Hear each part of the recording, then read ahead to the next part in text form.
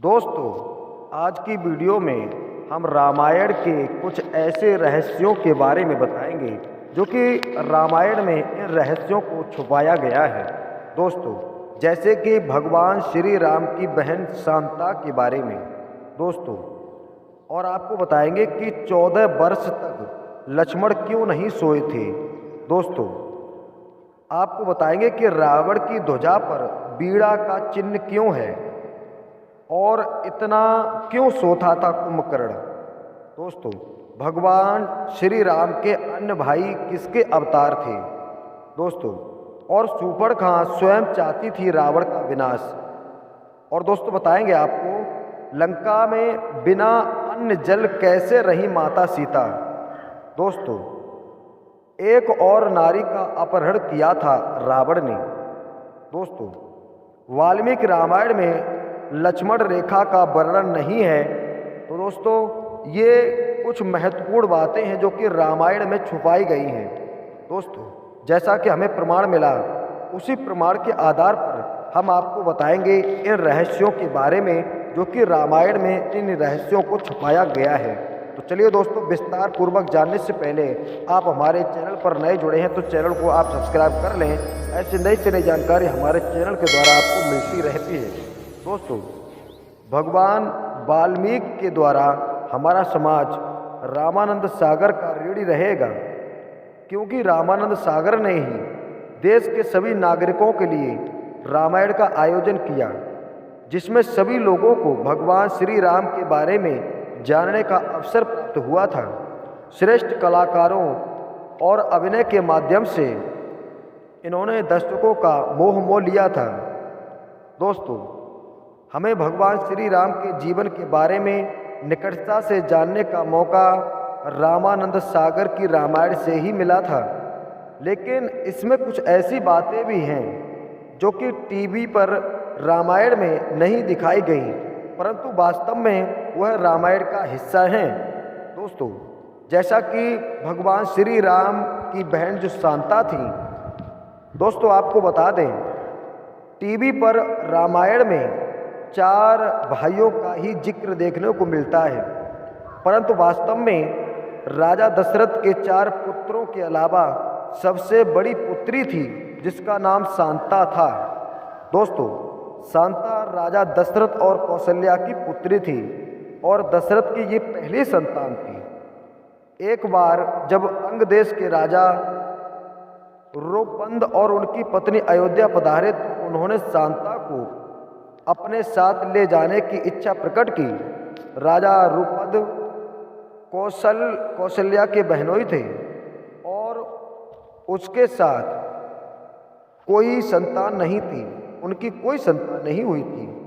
जिसके बाद दशरथ ने अपनी पुत्री शांता उन्हें संतान के रूप में दे दी। वे उसे साथ ले गए और ठाठ बाट से उसकी परवरिश की थी। दोस्तों, ऐसा सुनने को मिलता है कि लक्ष्मण 14 वर्ष तक वनवास में रहे पर वो सोए नहीं। ऐसा क्या कारण था? जब वन में प्रथम दिवस भगवान श्री राम, लक्ष्मण और माँ सीता विचरण कर रहे थे, तब रात्रि होने के पश्चात श्री राम और सीता तो सो गए, लेकिन लक्ष्मण उनकी रक्षा हेतु जागते रहे। उस समय लक्ष्मण ने निंद्रा देवी का आह्वान किया और उनसे विनती की कि वे उन्हें वनवास काल के दौरान नींद नहीं आए, ये वरदान मुझे दो। दोस्तों, निंद्रा देवी ने प्रकट होकर उन्हें यह वरदान देने का आश्वासन दिया, लेकिन उन्होंने कहा, यदि आप नींद नहीं लेंगे तो आप इसके बदले में किसी और को 14 साल तक सोना पड़ेगा। तब लक्ष्मण ने कहा, मेरे बदले मेरी पत्नी उर्मिला अगले 14 वर्ष तक निद्रा अवस्था में रहेगी। अपने पति की आज्ञा का पालन करते हुए उर्मिला 14 वर्ष तक सुप्त अवस्था में रही थी। दोस्तों, अपने भाई और भाभी की रक्षा के लिए लक्ष्मण ने ऐसी नियम और त्याग का अद्भुत त्याग किया था। अपने भाई की रक्षा करने के लिए लक्ष्मण जीवन में हर कठिनाई प्राप्त करने के लिए तैयार थे। नींद पर विजय पाने के कारण लक्ष्मण को गुणाकेश भी कहा जाता है। दोस्तों, रावण की ध्वजा पर बीड़ा के चिन्ह क्यों? आपको बता दें, रावण की ध्वजा पर बीड़ा के चिन्ह अंकित था क्योंकि रावण बलवान होने के साथ साथ एक उत्तम संगीतकार भी था। रावण उस समय का सबसे श्रेष्ठ बीड़ा वादक था। हालांकि रावण मुक्त रूप से बीड़ा नहीं बजाता था, लेकिन वह इस कला में निपुण था। अपने संगीत प्रेम के चलते ही रावण ने अपनी ध्वजा पर बीड़ा का चिन्ह अंकित करवाया था। दोस्तों, कुंभकर्ण आधे साल तक क्यों सोता था? इसके पीछे के दोस्तों ये वजह थी। यह तो हम सभी जानते हैं कि रावण का छोटा भाई कुंभकर्ण 6 महीने केवल सोता था और 6 महीने जागता था। कुंभकर्ण वास्तव में ब्रह्मा जी का ही भक्त था। दोस्तों, उसने ब्रह्मा जी की एक बार तपस्या की और ब्रह्मा जी प्रकट हुए तो कुंभकर्ण ने ब्रह्मा जी से इंद्रासन मांगा। तो दोस्तों, ब्रह्मा जी समझ गए अगर इंद्रासन ये मांग लेगा तो पृथ्वी पर तरह तरह मच जाएगी। तो उन्होंने, ब्रह्मा जी ने माता लक्ष्मी से कहा कि आप इसकी जिब्या पर बैठ जाओ और इंद्रासन की जगह पर निंद्रासन इसके मुख से निकलवा ला। तो माता सरस्वती कुंभकर्ण की जिब्या पर विराजमान हुई तो उन्होंने कुंभकर्ण से इंद्रासन की जगह पर निंद्रासन प्राप्त करने की मांग कर ली, जिसके चलते कुंभकर्ण आधे साल केवल सोता रहता था।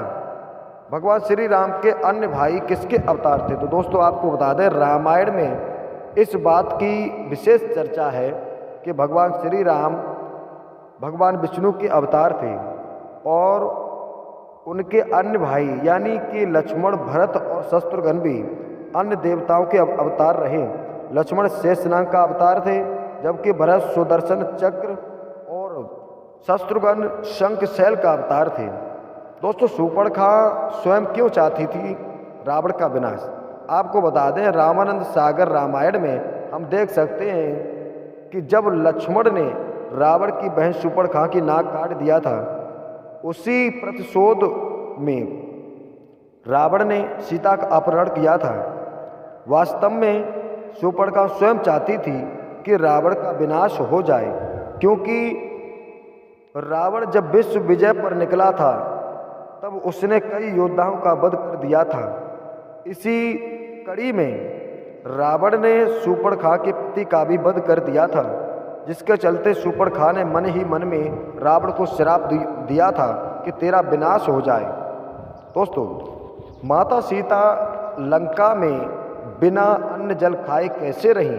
दोस्तों, आपको बता दें, माता सीता ने रावण की लंका में कभी भोजन नहीं किया था, जबकि रावण सीता का अपहरण कर उसे लंका ले आया तो देवता माता सीता की स्थिति को लेकर चिंतित हो गए।